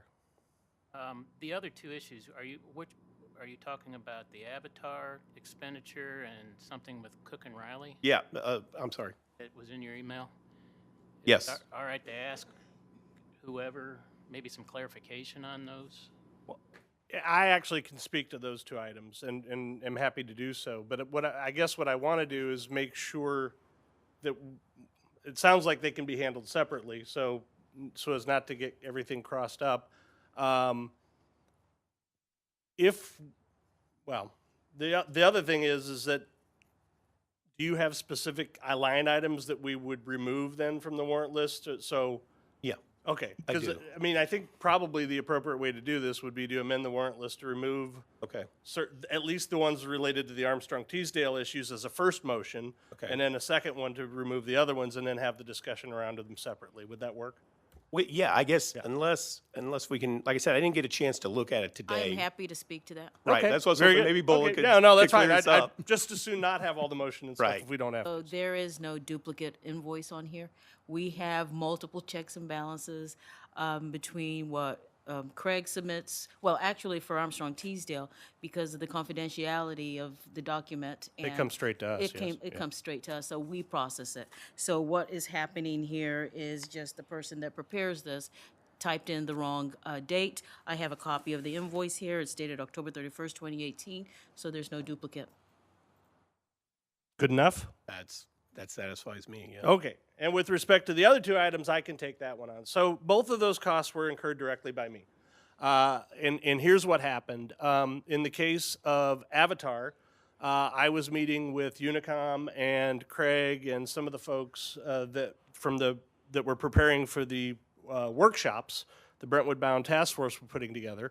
And I had the idea that the materials that were being prepared were very good, but that we probably needed to get a elevator pitch version of the project that could be given to people on a shorter time frame. And so, you know, as we kicked it around a little more, what we came up with was, hey, you know, that video that we did for Brentwood Days, something like that would be very effective at explaining the project in a very short period of time. And so with Unicom sort of agreeing that it was a great idea, what we did was I directed Craig to call Avatar, who had done that work. They were the ones who actually did the Brentwood Days video.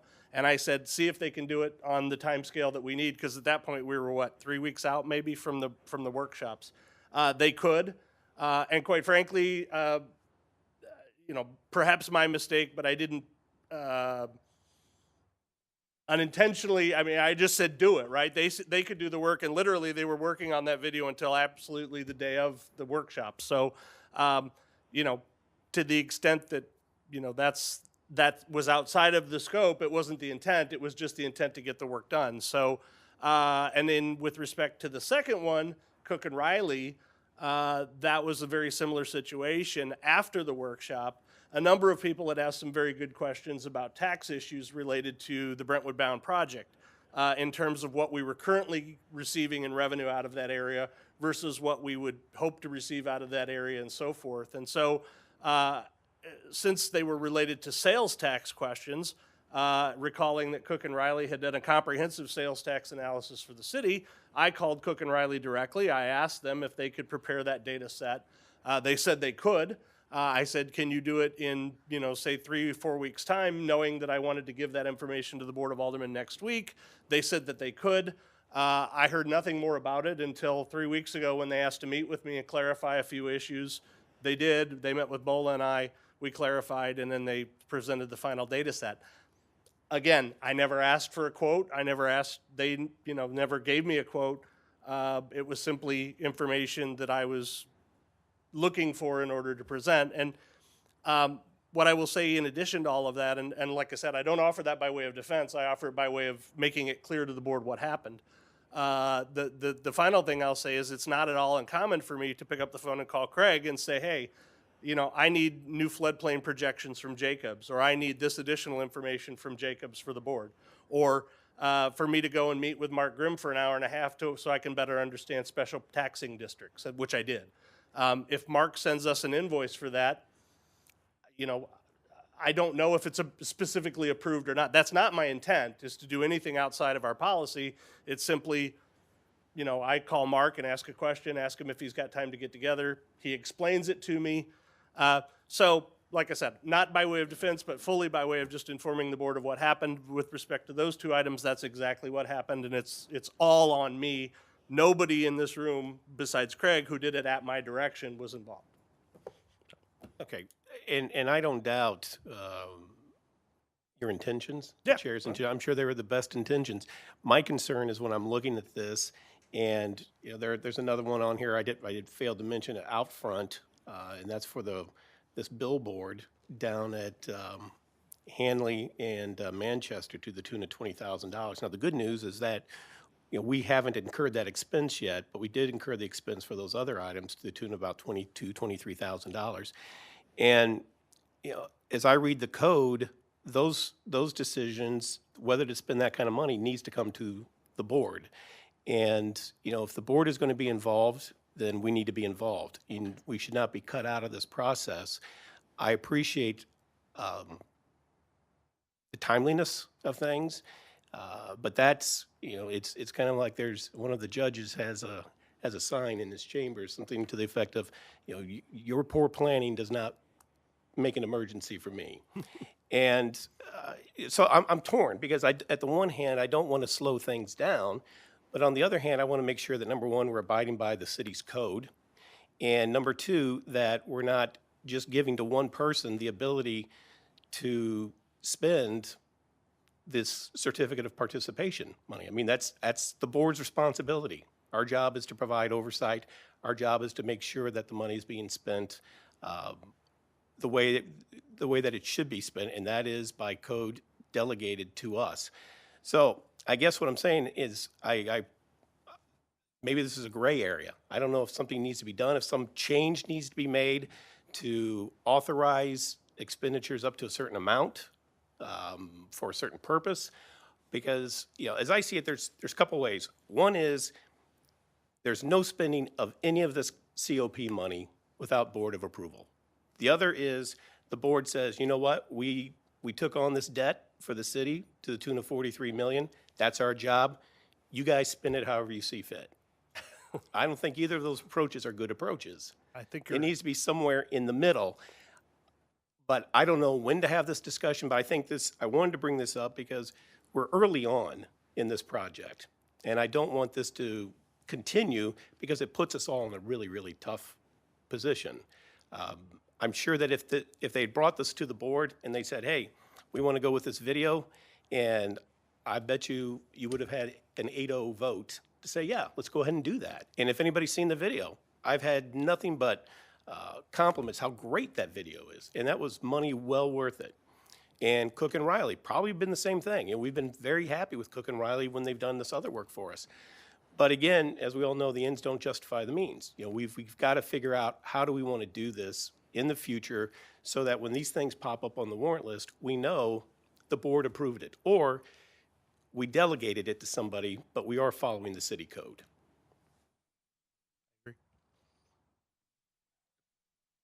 You were looking like you wanted to talk, but I always want to talk. Okay, go ahead. Well, so I mean, so first of all, kudos on Alderman Diggett, I think, for Dimmitt for pulling this out. I think we have to balance exactly what we said. We have to have some agility and the ability to make decisions down there, but also provide the level of oversight. And I was looking at the out front expense as well. I think that one probably deserves a little more conversation before we approve that, you know, in terms of the $21,000 for a large billboard. I completely agree, though, on the video and the tax analysis that seems like a good thing. So I guess one question I have is when does the audit firm that we approved on, November 5th? So they should be starting work at the first of next year. So I'm hoping to have them in position. Karen, is that correct? We already met with them. Yeah, they've already had initial meetings. I think you'll start getting reports as of Correct. the first quarter next year. Yeah. For stuff from October, the last quarter of this year. And I think that will help a lot with understanding what the invoices are and in understanding the impact. And I think that was a smart move that we made. I guess my question is, how do we balance that need to make decisions quickly? Yeah. Should we you know, put a dollar amount on that, you know, the owner's representative and the city administrator are delegated to do? Is that a bad decision? Is it, again, I think we have to be able to move relatively quickly, and we cannot wait, you know, for 2 readings of things necessarily on these. Well, look, in the case of, in both of those cases, not even 1 reading. I mean, there was barely enough time to get the video done as it was, right? Right. If we had to wait for even 1 reading, it would have been a not option, right? Agree. And so, and again, I'm not saying this by way of defense. I am absolutely committed to telling this board honestly exactly what happened and what I did. So I'm not, but I can tell you in that case, and in the case of Cook and Riley, it took them, you know, the better part of 4 weeks to get the data together that I needed to present to the board, and my goal is to have that presentation in December. You know, yes, poor planning. I believe me, I have that. I love that sticker. Unfortunately, being the mayor is a part-time job, and so I'm not sure, when I came into that meeting, it was really the first I'd heard of the workshop and what we were planning to do. And so, I will tell you that, being in the tough spot, I can tell you that, yes, the agility thing is somewhat important because it sounds like, yeah, you should plan that 2 months in advance. But quite frankly, 2 months in advance, I didn't know we were having workshops. So it would have been really hard to plan a video for a workshop that I had no idea we were having. And that's a tough spot. Alderman Lockmiller. I think having the auditors is a good thing, but they're kind of after the fact. We need something in place that we approve the expenditures rather quickly, but with due diligence.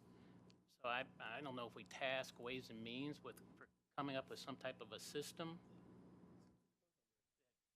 Audit ourselves on this, or we allow something beyond what the current code calls for as far as allowing expenditures to be done, a higher limit.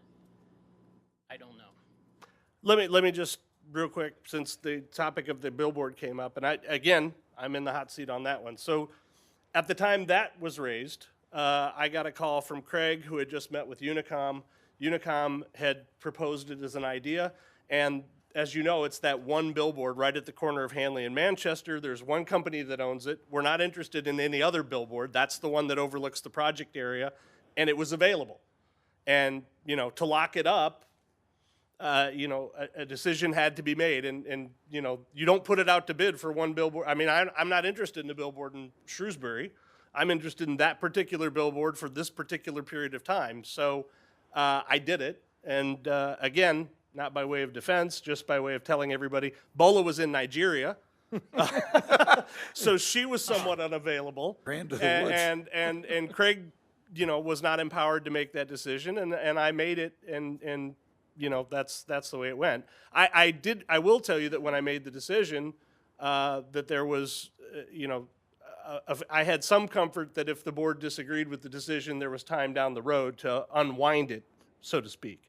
But on the other hand, I did sign, a purchase order. It wasn't like it was, a handshake or anything like that. Well, and I think there are some exceptions for specialized vendors, and the billboard would probably fall into that category, as well as we've got an exception for.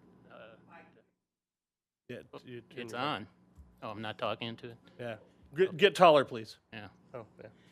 And some exceptions for time constraints. So I believe there are exceptions in our code for that. There are for both, and like I said, I don't know how much of the details we want to hash through here. What I will tell you is that, in the case of the billboard, I knew I was, sort of violating the policy, but in order to lock it up and knowing that there was time available to undo the doing, I acted the way I would hope the board would want me to act.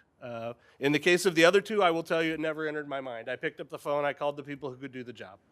And like I said, I don't know when Craig sends us an invoice for me talking to him. I don't know when Jacob sends us an invoice for me talking to them. I don't know when Mark Grimm picks up, sends me an invoice. I mean, I just don't know those things. And I can tell you if I have to investigate every time, I'm just not going to make those phone calls. And that's, I hope, not good for anybody because I don't ask for stuff that I don't think is helpful to this board. But I also agree completely with Alderman Dimmitt. A policy that is violated inconsistently is no policy at all. And that's bad policy, right? And I agree with 100% with that. So, Alderman Leahy. If I can yield to the city administrator, I do believe our code does give us exceptions based on timing and personnel who would be authorized. Well, Can you help me on that to start with? Thank you, Alderman Leahy. If you, I have a copy of the purchasing policy in front of me, and in my discussions with other city managers, administrators, cities particularly that we compare ourselves to, the limits that are given in our policy to the city administrator is so low, $2,000. When I've heard that for some other cities, for the city managers, 20, and for department directors is 5. So if the board would entertain this, I would recommend we go back and look at the purchasing policy and revamp it. These limits are so low that when I think back to when I was first starting in this field as a budget manager, I had greater authority in a city incredibly much bigger than this. So it goes to comfort level and trust. All right. Second question I have, and I'm not sure who can answer it. You have one bill that says, let's print up what the billboard will look like. Yes. That's only $500. Yes. You have a $20,000 charge for holding that billboard space for 4 months. I'm envisioning that your billboard advertisement piece is going to be the exact same banners that we currently have on the white fence along Manchester Road. I don't know that we've changed that outlay. Does this present a whole new set of facts and stuff for the person reading the billboard? The goal of the educational effort, I'll speak to that one because Please. I didn't just sign anything that people put in front of me. We did have a discussion. Look, the goal of the educational effort is to drive people to the website. Yes. And there they can find the various materials that are available that educate them about the project. So yes, the billboard would be much the same as some of the banners and so forth. But what the Unicom people tell me, and I believe it from my own rudimentary experience with advertising, is what you do is you heighten the awareness by repetition, repeated viewing, and all of that. And the goal is to drive people into to get them thinking about it and hopefully get to the website and get additional information if they want it. So my question is it really truly worth to the city of Brentwood and to the Manchester-bound project, Brentwood-bound project, to spend $20,000 to put the information directly on the big billboard? Or can we forego the $20,000 cost and keep the banners that are currently, I think there are 9 banners along the wooden fence that is currently right there We at would have a hell of a Manchester. time giving those back at this point. The banners have to stay anyway. Yes, exactly. So I'm looking at, do we really have to incur a $20,000 billboard rental for 4 months? And does it actually benefit the citizens so that we get an informed public to the polls if we choose to put this on the ballot? Or can I leave banners sitting on the flat surfaces of the fence and delay doing anything with the billboard?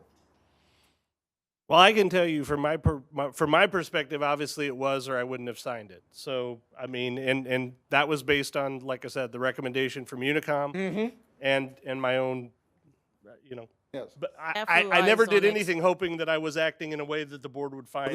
This gives us to the 15th of this month to determine whether or not the city of Brentwood wishes to hold January, February, March, and April's billboard spacing Yes. to work with. So, I mean, we have a little bit of time. Our next meeting, unfortunately, is Well, I past was the going to say 15th. that's past our It's next the regular, 17th. It's the which 17th. points up the problem, right? Yes. I mean, it's We got to do something. Alderman Dimmitt. And I don't know, I have no problem with staff looking to see if there are any modifications that could be made to our purchasing policy. But what I'm hearing so far is maybe if the vendor had laid out the plan in advance, Unicom, I keep hearing Unicom, if Unicom had said, here's what you need to do, your marketing, you need to put together a video, you need to put together door hangers, all these things. And if they had told us that back whenever, then the chair would not have found himself in that position having to make these purchases without getting board approval. So better planning on the part of Unicom, it sounds like, maybe would have resulted in not having to do this billboard, not having to incur the video. And so that's what I'm saying is I don't know how important it is or how necessary it is to make these policy changes as opposed to just saying to the vendors, start planning this stuff, folks. That's what we're paying you for. I can speak to that. In principle, I don't disagree with anything you've said. In practice, I can tell you it'll never happen. It just won't happen. The best battle plan does not survive first contact with the enemy, and that's what happens. We didn't know we were doing door hangers until we knew we had enough people to do door hangers and all of that, right? Once we had a motivated citizens group that was willing to go out and do door hangers, we did door hangers because it made sense. Um,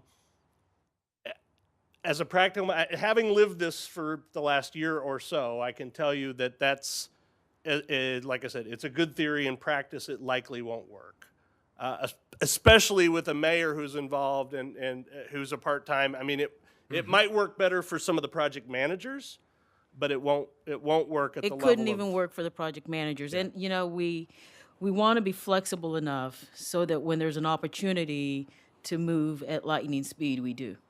And if it's a matter of informing the board on every step we take, until you tell us, you know, I've heard enough, cool it, then I'm happy to do so. What we can also do is, you know, it's a little bit more broad to look at the city's existing purchasing policy, but we can develop a purchasing policy specific to the cops.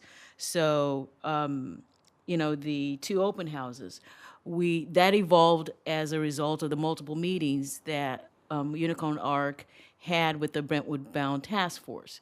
So we want to allow the creatives, is what they call them, to bring new ideas and to be open to it, because we want this project, and hopefully you do too, to be successful and to inform as many of our residents as we can. I don't second guess the recommendations they bring, because that's not my expertise. I'm not in marketing. Even some of the consultants that we've hired, which is to help us develop even the way we market this project, Brentwood Bound.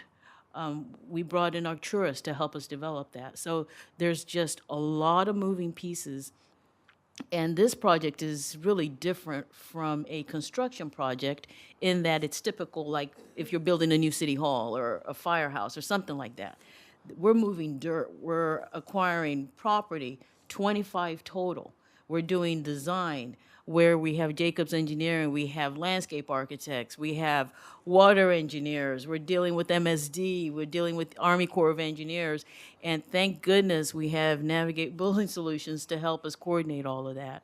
So if there's a way where we constantly, and I thought we were doing that with the every board meeting where we give the city administrators update, but if there's even more that we can do so that every aspect of this project, you all are informed, I'm happy to do so. But I just wanted you to know that if you tie our hands too much, we will lose a lot of opportunity to push this project forward.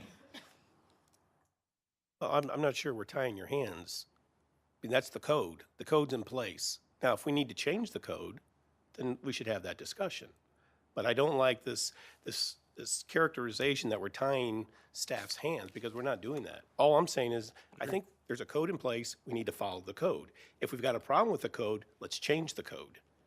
Well, to go back to that point, I think you're right on point. I mean, and as I've tried to make very clear, in the 2 cases, in the Avatar case and in the Cook and Riley case, I had no idea that I was, if I did violate the code, and I don't even know now that I did, but if I did, I had no idea. In the case of the billboard, I will tell you that was very a specific situation. She's in Nigeria. He's asking me for a decision. There's time to undo it if it's a bad decision. Yes, I did do that. You know, so to your point, I completely agree with your point. A policy that is consistently violated is no policy at all. Right.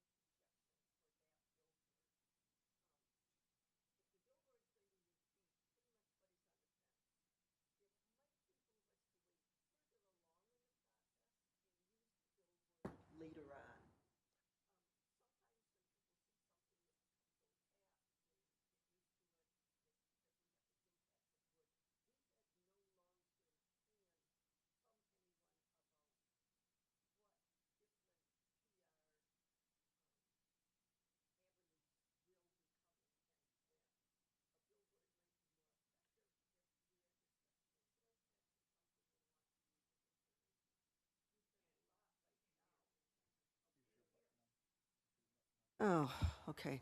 So if we're doing awareness at this point, that's different from what we might want further along. So my question is, can we not use the billboard now? There is a but long-term save PR it? plan that is embedded Yeah, in I was each going to agreement. speak to that point, and I think Craig may be able to address this better than I can. But it's my understanding that Unicom did include media buys as part of the budget for its part of the project. Yes. So in their contract, they have reimbursables. We don't have a set aside amount of money for reimbursables for that. But there was an understanding that there were going to be some marketing media that was needed down the road. But You're not saying not specifically. well, right, because yes, again, there were reimbursable expenses For included. instance, in there's about 75,000, is that correct? In Jacobs, is it 75 or is it 45? In Jacobs Engineering, it's 75,000 for PR in Jacobs Engineering. So if you go back and look at that agreement, it's in there.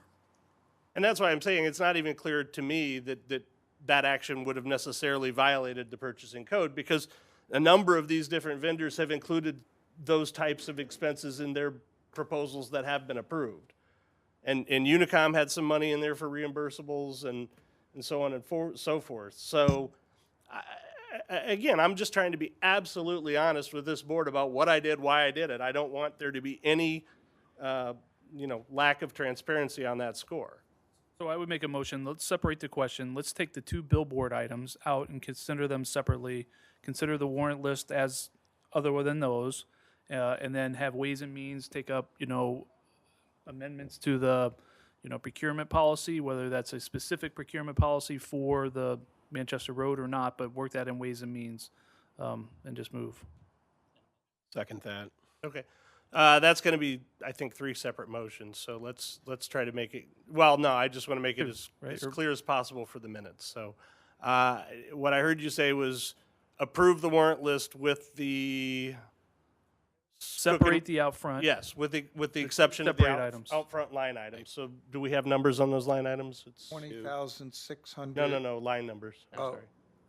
No. No, they're just two The listed. 2 out front items. And so that's one motion, yeah? Yep. Okay, so, is there any further discussion? Well, move. Steve, can I Seconded. get, all right, so there's a second. To approve the warrant list for the COP with the exception of the 2 out front items. Okay. Let's have a roll call on that motion. And I would just say to the board, that's very good, but keep in mind there is a deadline on, the reason I signed that billboard agreement when I did was because if we're going to pull out of it, we won't get it back. I mean, so there is a time limit. But anyway, go ahead. Dimmitt, Yes. Alderman Leahy, Yes. Alderman Lockmiller, Yes. Alderwoman O'Neill, Yes. Alderman Plufka, Yes, although I've lost video in the last 5 minutes. How many minutes? 5? Okay. Okay, so very good. So the warrant list, the COP minus the 2 outstanding items. So the next would be to refer. Next is Sunny. I'm sorry? We're not done with the roll call yet. Oh, I'm sorry. I apologize. Hasn't voted. I lost track. Alderman Sims. Yes. Alderman Weggie. Yes. We did it. All right, so that's 7-0 on that. So we've done that. Now what's the next? Motion to consider the two Bills. out front items. Separately. Second. Now? Yes. Okay, great. I'm You- I'm you have a trying to- deadline. Trying to get clear on what you're trying to do. All right, motion to consider the two. So a motion to approve the 2 out front items is now before the board. Is there any discussion on the 2 out front items being the $500 development of the materials and the $20,000 fee for the billboard? Alderman Weggie. So I would say, I mean, I'm on both sides of this. Number one, I struggle with a $20,000 expense on a billboard, but at the same time, that is right there in the project plan, and I completely understand the attractiveness of doing something there, right? And we're renting it for 3 months between now and April. It seems like that opportunity presenting itself is a unique opportunity. We're talking about an $80 million project We spent $2,000 on door knockers to get the word out about this thing. Although, again, $20,000 is a lot of money. We're trying to really tighten our belt on this. For the magnitude of this, I think it would be good to get that repetitive nature. You're now entering Brentwood bound right there. I think it demonstrates to our residents that we are serious about this, that we are really moving. This isn't just kind of a pie in the sky thing. So I'm in favor of doing this. Thank you.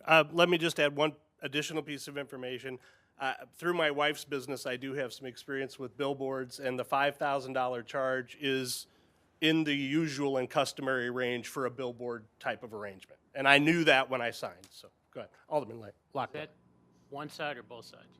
It's one side. So it's the side coming in. The side facing west. As we're coming into The Brentwood. faces southwest. Yeah, I'm in favor of it too. I know when you're sitting there at that stoplight, all you You see gotta is reach. what's up there on that sign.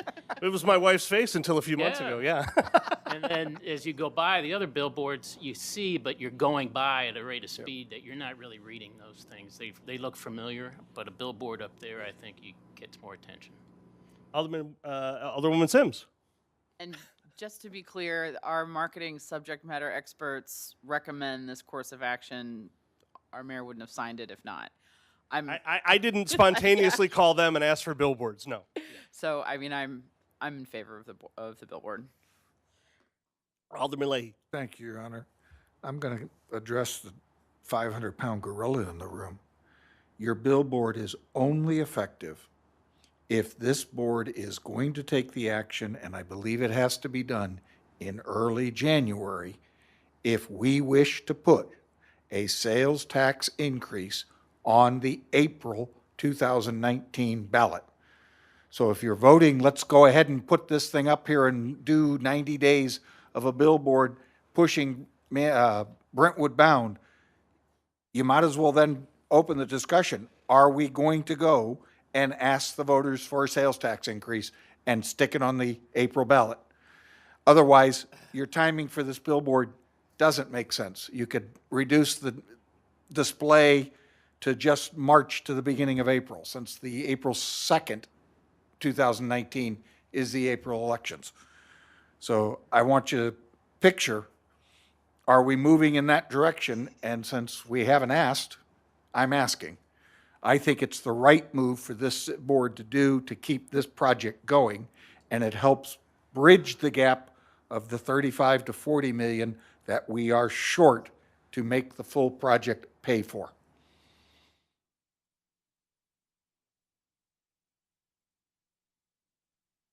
So I guess I make an amendment that if we're going to go move this bill forward to pay the 20,000, that I attach to it that the board vote to include Brentwood bound Yeah, on the April ballot. We can't do that. We can't do that crisscrossing. amendment. That matter is actually not before the board, and But it needs to be.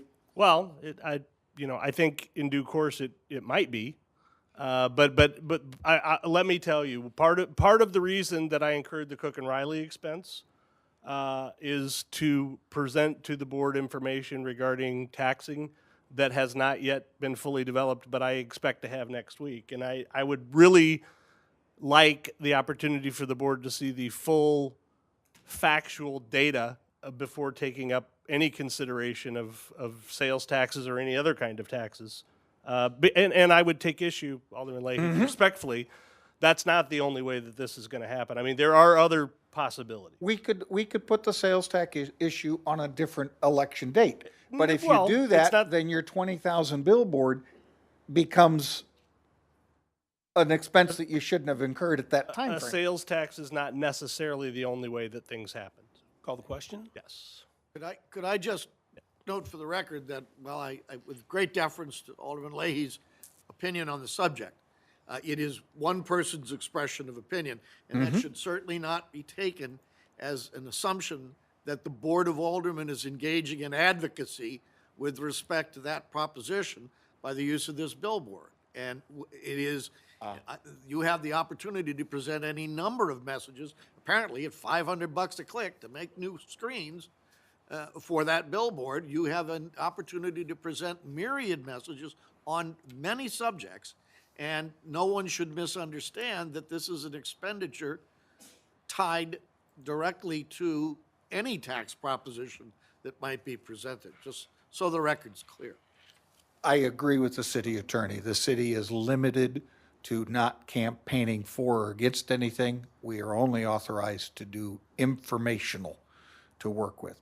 But I haven't seen what our $500 bill layout is as to what that billboard's going to physically look like. I made an assumption and jumped to a conclusion. Fair enough. There's been a motion to call the question. It's been seconded? Yes? Alderman Wege, I thought I saw you second, or was it? I'll second. All right, very good. So a motion to call the question requires an affirmative vote of more than 2/3 of the board. All in favor of calling the question, please raise your hand. Well, that's everyone. So let's go ahead and have a vote on the billboard expenditures. The motion on the floor, just so everybody is clear, these are the two out-front expenditures that were included on the Brentwood Bound Project warrant list. A vote in favor is in favor of making the expenditure. A vote against is not. Please call the roll. Alderman Dimmitt? Yes. Alderman Leahy? Pass. Alderman Lockmiller? Yes. Alderwoman O'Neill? Alderman Plufka?